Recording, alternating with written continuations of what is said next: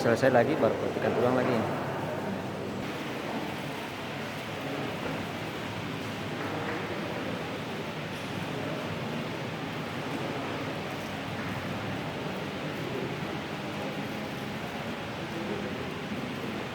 Selamat datang kami ucapkan kepada Bapak Dr. Adus Haji Anwar Hafid MSI, anggota MPR RI, dan didampingi oleh Habib Dr. Sayyid Ali Hasan Al-Jufri LCMA. Kepada Bapak Dr. Adus Haji Anwar Hafid disilahkan untuk menempati kursi di atas panggung dan mohon berkenan Al-Habib Sayyid Ali Hasan Al-Jufri untuk mendampingi, dan kepada Ustaz Anas Umar Alsi disilakan juga untuk menempati posisi di atas panggung. Terima kasih.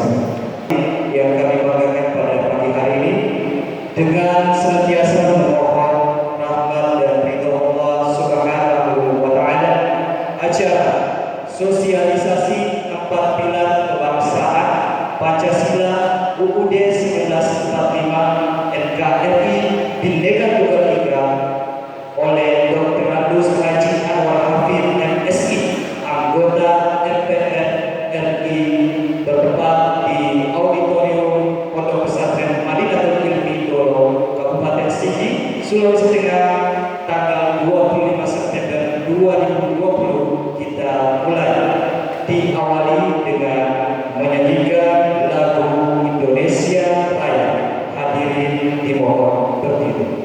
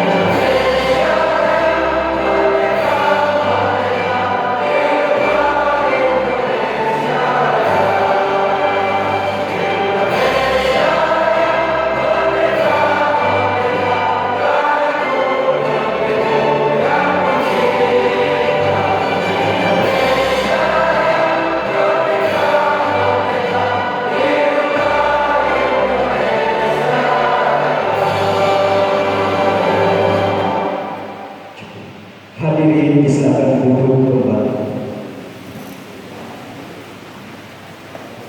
Hadirin sekalian yang kami banggakan, selanjutnya pembacaan doa oleh Al-Habib Dr. Sayyid Ali Hasan Al-Jufri LCMA.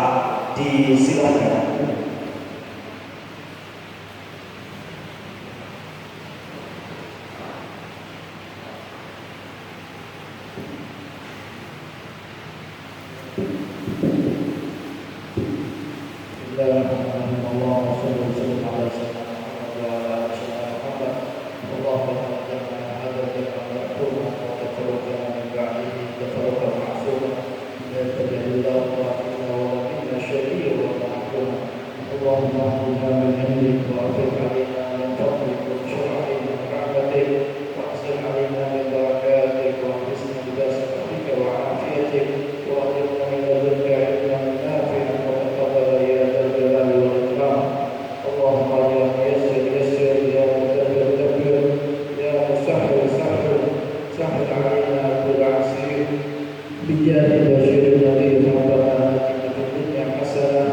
وفي الآخرة حسنة وقنا عذاب النار. وصلى الله Alhamdulillahi Rabbil Alamin.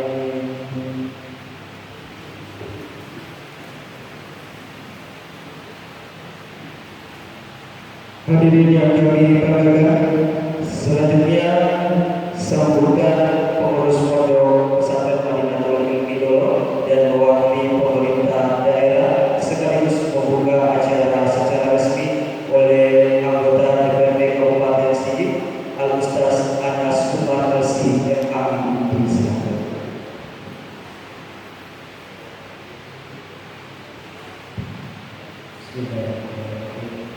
Assalamualaikum warahmatullahi wabarakatuh. Alhamdulillah wa syukrulillah wa la hawla wa la quwwata illa billah. Wassalatu wassalamu ala Rasulillah Sayyidina Muhammad ibn Abdullah wa ala alihi wa sahbihi wa mawalah. Amma ba'du, yang saya hormati dan banggakan anggota MPR RI Bapak Dr. Andes Haji Anwar Hafid MSI, selamat datang Pak di tempat kami ini. Yang saya hormati dan saya muliakan Al Habib Dr. Sayyid Ali bin Hasan Al Jufri LC MA. Yang saya hormati para tokoh masyarakat, para dewan guru dan pembina serta santri pondok pesantren Akhirat Madinatul Ilmi Dolo. Alhamdulillah, puji syukur kehadirat Allah Subhanahu wa taala, pada pagi menjelang siang ini kita diberikan izin oleh Allah untuk bersilaturahmi, untuk bertemu dengan Bapak Dr. Andes Haji Anwar Hafid MSI dalam rangka satu acara yang sangat penting, yaitu mengenai sosialisasi 4 pilar kebangsaan. Salawat dan salam kita haturkan kehadiran junjungan kita baginda Rasulullah sallallahu alaihi wa alihi wasallam serta keluarga, para sahabat, insyaallah sampai kepada kita sekalian.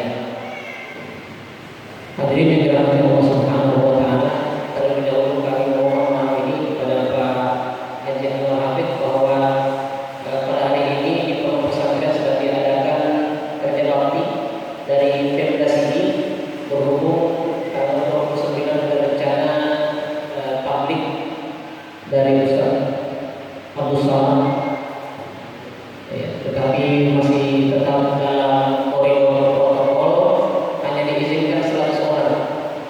Kemungkinan jumlah pesertanya juga tetap seperti ini, hanya 100 orang yang dibolehkan. Itu insya Allah di tanggal 29 mulainya itu tadi mungkin masih banyak kendaraan, masih ramai dari di luar, itu semua dari Pemda sini. Kemudian tentunya dalam acara sebentar yang akan diisi oleh Bapak Haji Anwar Hafid, tentunya memiliki arti yang sangat penting mengenai 4 pilar kebangsaan ini, yaitu Pancasila, Undang-Undang Dasar, NKRI, dan Bhinneka Tunggal Ika. Kenapa menjadi penting? Karena kita melihat kondisi bangsa kita akhir-akhir ini banyak kelompok-kelompok, banyak pemikiran-pemikiran yang merongrong kesatuan kita, persatuan kita dalam berbangsa dan bernegara. Sehingga itu penting bagi kita untuk mengetahui yang lebih mendalam tentang 4 pilar kebangsaan ini. Undang-Undang Dasar sebagai dasar ideologi kita, kemudian Pancasila sebagai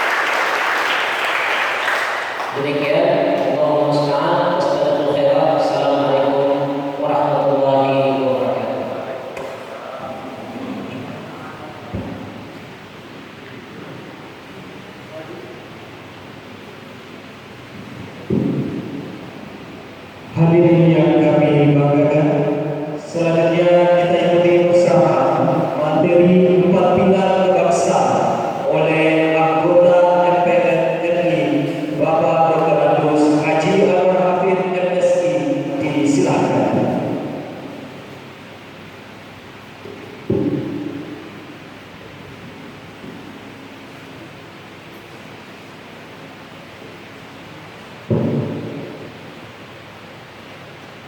Assalamualaikum warahmatullahi wabarakatuh.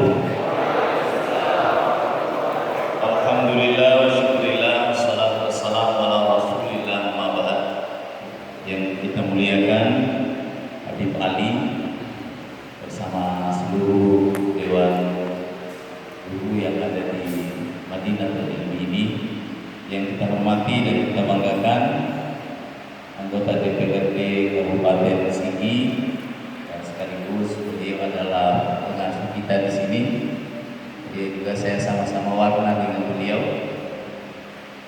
Alhamdulillah pada seluruh tokoh-tokoh masyarakat agama yang paling saya cintai, saya hormati dan saya muliakan anak-anakku sekalian. Alhamdulillah kita bersyukur kepada Allah Subhanahu wa taala, hari ini saya bisa datang di sini, tapi ini bukan pertama kali saya di sini. Dulu tahun waktu Pak SBY masih presiden, itu kan yang pertama di sini. Di sini dulu saya, di sini pertama saya datang di sini, dan selanjutnya alhamdulillah hari ini saya bisa hadir. Kita syukuri itu karena ini bukan kebetulan, semua ini karena rahmat Allah, karena Allah yang takdirkan kita bisa berada di sini atas ikhtiar manusia tentunya. Dan karena itu kita syukuri nikmat yang begitu besar silaturahmi hari ini dan bisa laksanakan walaupun dalam kondisi yang sangat terbatas. Kita semua dalam kondisi, kalau saya ini bicara tidak pakai masker, tapi adik-adik anak-anakku sekalian pakai masker, kita takut. Yang berbahaya itu kalau saya tidak pakai masker, kita juga tidak pakai masker, itu yang berbahaya. Tapi kalau kita pakai masker, ada orang teman kita tidak pakai masker, masih kita terlindungi. Tapi bagi kita berdua-duanya tidak pakai masker. Tapi karena saya sedang berbicara hari ini, tidak baik katanya, tidak etis kalau orang bicara juga pakai masker. Oleh karena itu, saya sekali lagi mengajak kita semua bersyukur kepada Allah dalam hal yang sangat mulia iman dan keperluan. Salawat kepada baginda Nabi besar kita Muhammad sallallahu alaihi wasallam. Bapak dan Ibu sekalian serta anak-anakku yang saya cintai, hari ini saya hadir di sini. Tentu tadi sudah diperkenalkan, nama saya Anwar Hafid. Jabatan hari ini sebagai anggota DPR RI sekaligus anggota MPR RI. Di DPR itu jabatannya dua, anggota DPR sekaligus anggota MPR RI. Nanti ini salah satu sistem ketatanegaraan kita.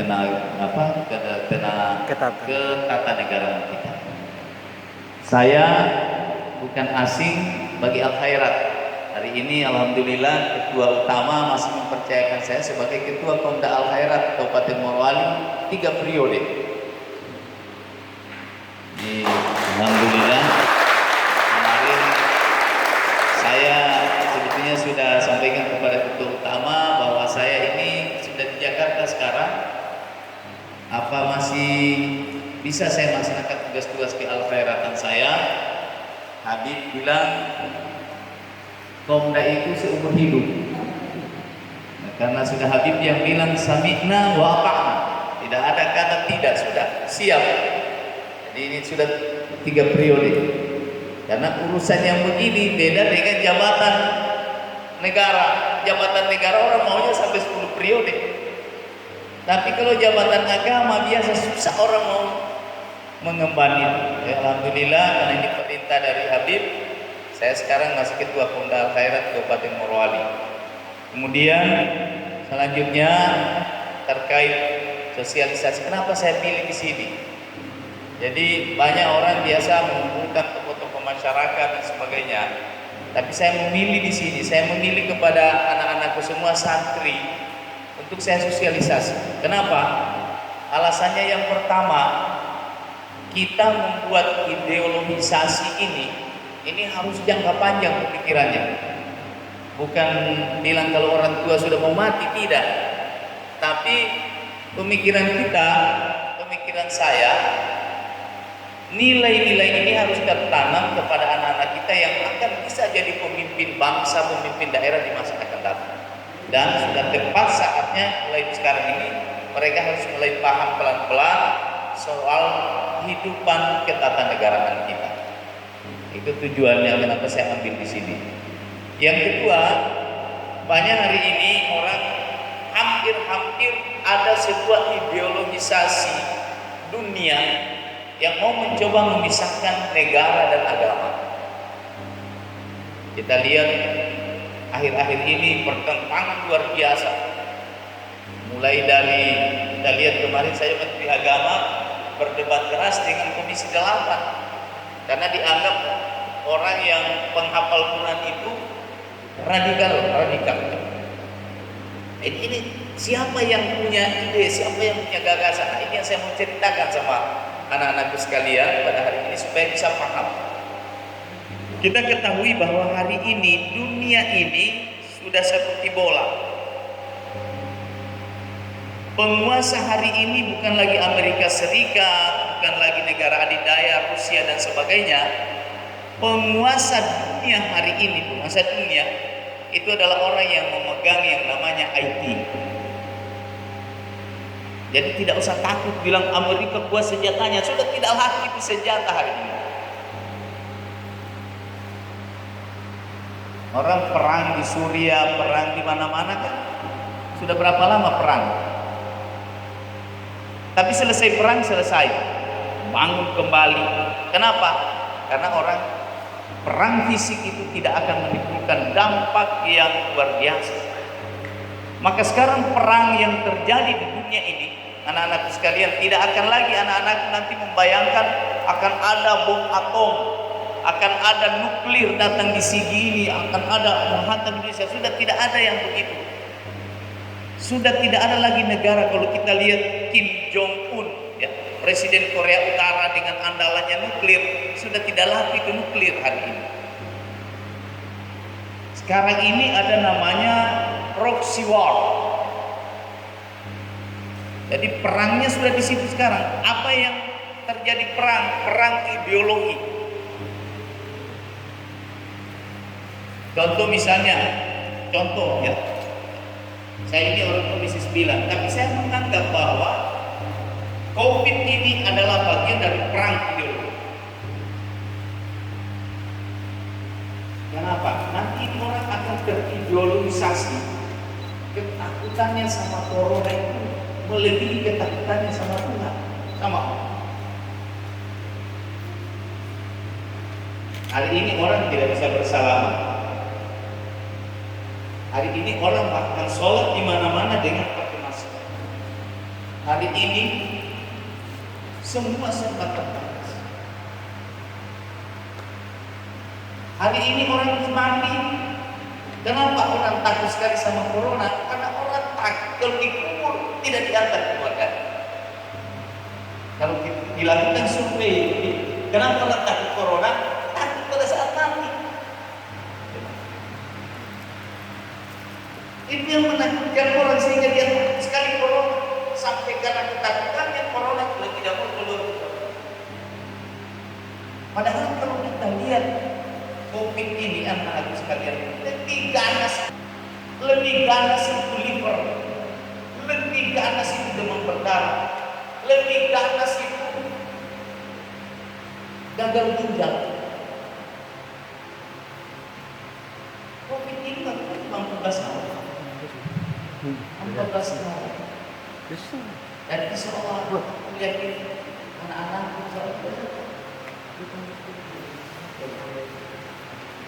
yang mati-mati ini, yang mati COVID, kita tahu yang mati COVID itu rata-rata umurnya dari 90 tahun, dan kalau ada di bawah itu semua rata-rata penyakit bawaan. Tapi begitu disuai, yang bikin mati itu bilang COVID, yang bikin mati itu adalah karena asma, karena paru-paru, karena gagal ginjal, karena jantung. Tapi kenapa bisa begini? Ini contoh salah satu bentuk ideologi WHO mengeluarkan. Padahal di Indonesia ini kalau mau tahu tingkat kematian COVID itu masih di bawah daripada tingkat kematian penyakit TBC. Jauh lebih banyak orang yang meninggal karena TBC setiap hari daripada meninggal karena COVID. Belum orang yang jantung, belum orang kalau istilah kesehatan itu penyakit katastrofi. Apa yang saya ingin sampaikan sama anak, itulah salah satu bentuk perang itu. Perang itu membuat manusia luar biasa. Sampai ekonomi hari ini anjlok seluruh dunia. Ekonomi kita sekarang sudah minus 3%. Sebentar lagi kalau negara tidak bisa tahan ini, dia bisa turun sampai menyentuh angka 5, minus 5, maka Indonesia masuk dalam resesi. Ini ideologisasi, bagaimana caranya? Dibuat orang luar biasa, salah satu. Belum perang-perang yang lain, belum masuk narkoba, belum masuk pemahaman. Saya masuk di pemahaman. Bagaimana orang berusaha supaya negara Indonesia ini satu-satunya negara kepulauan, negara kesatuan di dunia ini yang bisa bertahan itu tinggal Indonesia. Rusia yang begitu besar negara didaya hancur.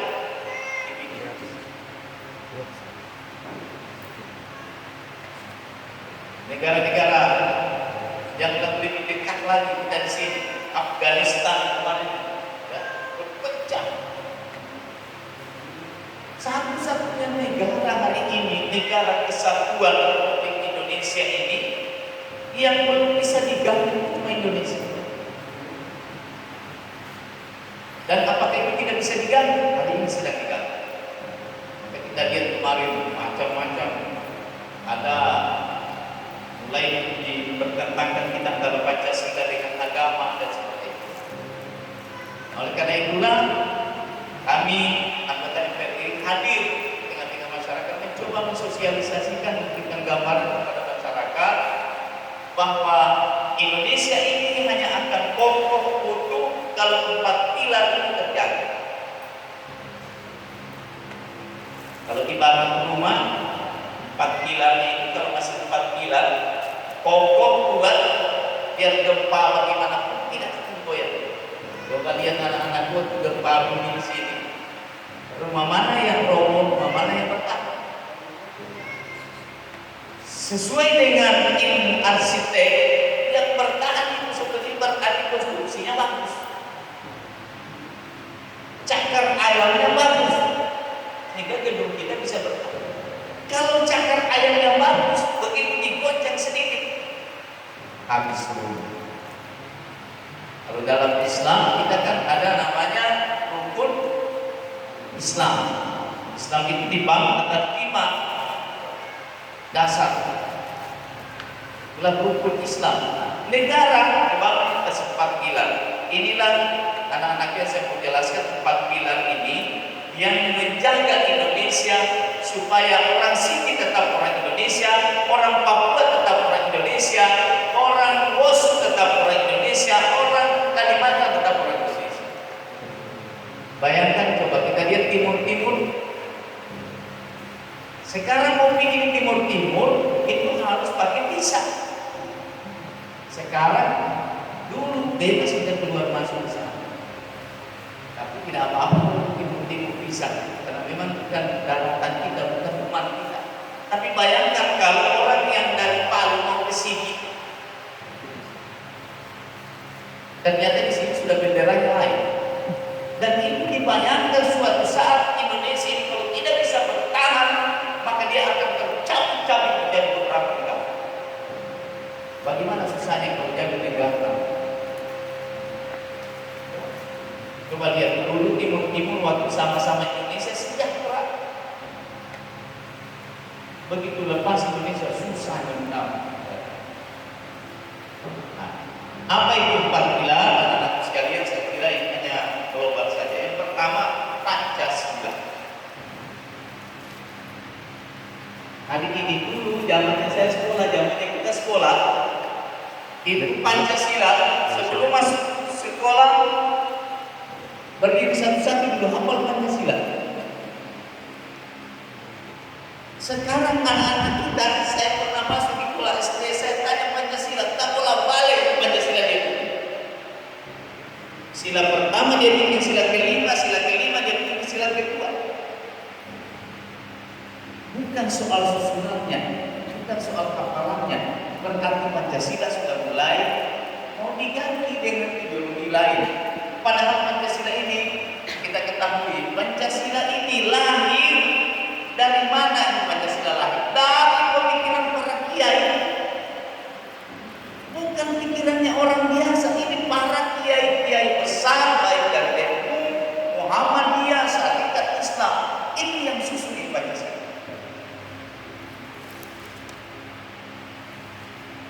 Maka saking toleransinya kita punya ulama pada saat itu, anak-anak kita masih belajar Pancasila ada di sini.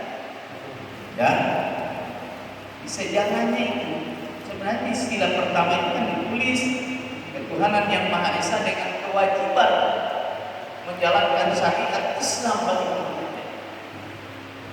Bayangkan ulama kita waktu hebat. Orang semua protes, datang protes dari mana-mana. Ulama kita berembuk, ada protes dari Papua, ada protes dari daerah NTT. Bagaimana kalau sudah begini nanti Indonesia ini jadi Islam? Karena dasar negara kita ada kewajiban menjalankan syariat Islam. Akhirnya karena menjaga keutuhan negara ini, ulama kita bersepakat toleransi, maka diubahlah itu pasal pertama dengan ketuhanan yang Maha Esa, dihapus itu beberapa kali.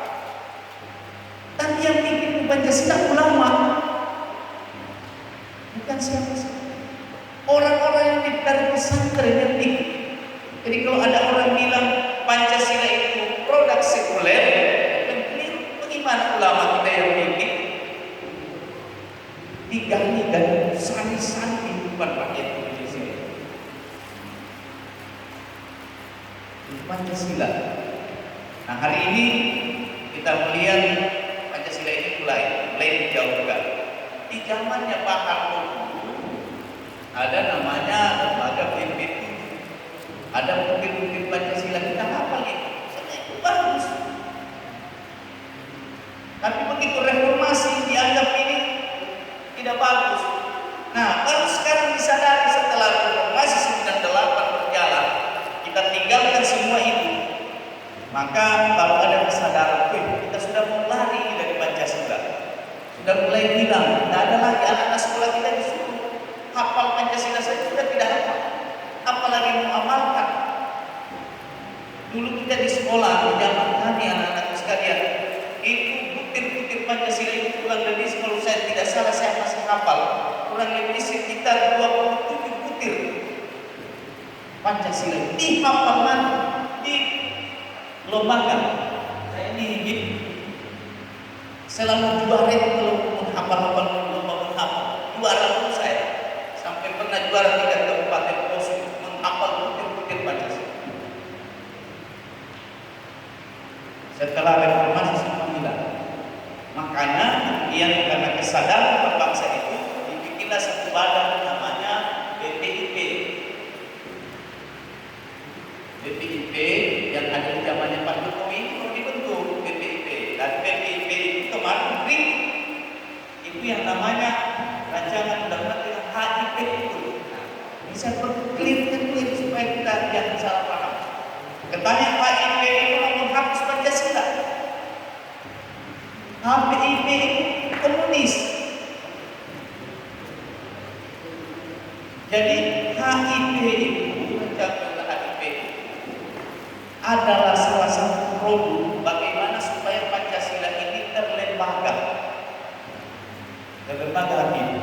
Yang dulu zamannya Pak Harto itu membuat bagaimana caranya Pancasila ini terus lembaga, maka dibentuk PPT. Berganti presiden, berganti konsep. Datang Pak Jokowi bikin BPIP. Maka atas pemikiran para tokoh-tokoh kita yang diinisiasi oleh PDIP, ini harus diundangkan supaya siapapun presiden nanti, maka Pancasila ini harus teruskan. Lembaga inilah kemarin yang melakukan protesnya luar biasa, karena memang ada sedikit juga beberapa masukan-masukan dalam yang kita. Tapi sesungguhnya intinya kemauan besarnya bagaimana supaya Pancasila ini jangan dirubah-rubah. Siapapun presiden nanti akan tunduk kepada undang-undang.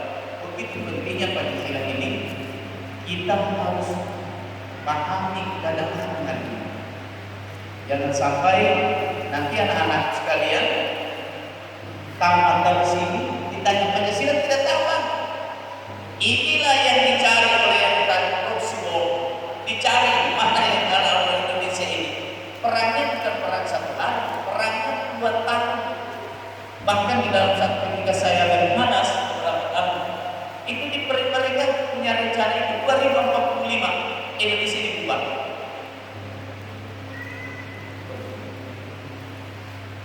Dari mana mereka memulai? Dari anak-anak kita. Mereka masuk dari Pancasila, jangan Pancasila kalau pesan sudah jangan usul Pancasila, sekuler terus Pancasila. Padahal sekali lagi anak-anak sekalian, Pancasila ini digali dari kepribadian kita.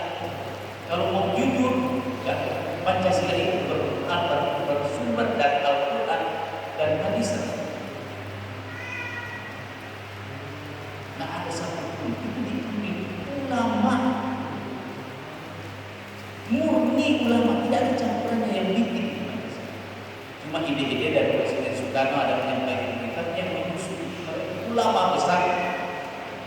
Jadi karena itu anak-anak sekalian, wajib bagi kita sekarang ini belajar soal Pancasila, Tuhan yang Maha Esa.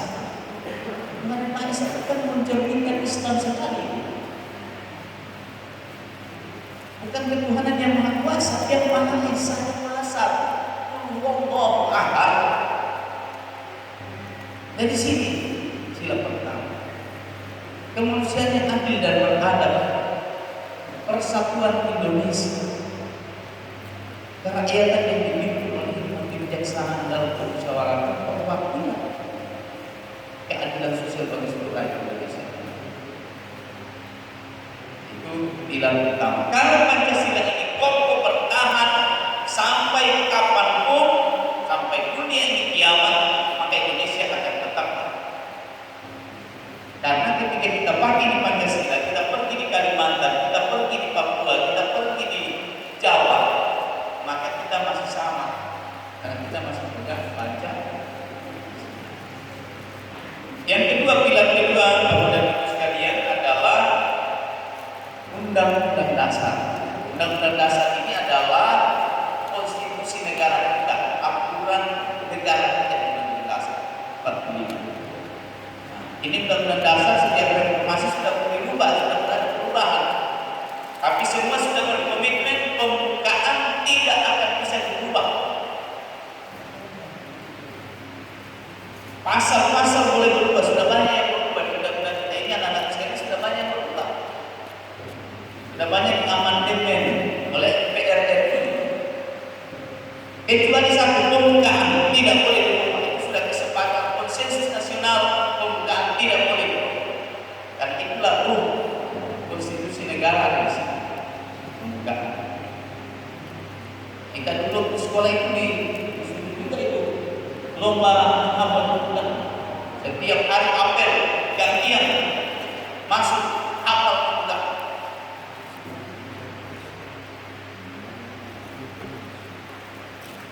Kalau kita sudah hafal, maka mengamalkannya tidak terlalu susah. Tapi kalau bagaimana mau bisa amalkan kalau kita tidak tahu, kita tidak hafal, bahwa sesungguhnya kemerdekaan adalah hak segala bangsa. Oleh sebab itu penjajahan harus dihapuskan karena tidak sesuai dengan kemanusiaan dari negara. Dihafal mati, dulu kita hafal kalau sekarang di sekolah apa masih bisa dihafal mati? Karena muatannya kalau dulu kita sekolah mau-maunya, tapi sekarang semua dibatasi. Kemarin hantam lagi orang karena pendidikan agama seperti dikurangi jamnya lagi. Namun kita masih ada pesantren yang kita menjadi. Ini semua siapa yang main? Perang. Yang ketiga, pilar kita yang ketiga itu adalah NKRI. Ini NKRI. Yang hadir di sini santri ini semua dari mana semua? Ya, semua daerah. Ya. NKRI, Negara Kesatuan Republik Indonesia. Makanya kalau kita bilang NKRI, harga mati. Harga mati. Karena kita sesungguhnya ini bangsa Indonesia ini. Kita ini memang kita punya kondisi seperti itu. Jadi kita kalau sampai terpecah, kemarin hampir tahun 98 itu hampir tidak. Sulawesi satu negara, Jakarta satu negara, Jawa satu negara. Bayangkan kita mau pergi ke Jakarta susahnya mau masuk sana, mau ngurus visa dan sebagainya. Kalau pecah-pecah. Tapi orang bilang tidak kasih pecah. Beda pecahnya daerah dengan pecahnya negara. Kalau daerah itu semakin banyak daerah, semakin bagus anak-anakku sekalian. Bupatinya semakin banyak, kalau bupatinya semakin banyak, maka semakin banyak bisa mengurus rakyat. Itu bagus. Tapi kalau negara yang pecah, selesai. Membuat dasar negara baru.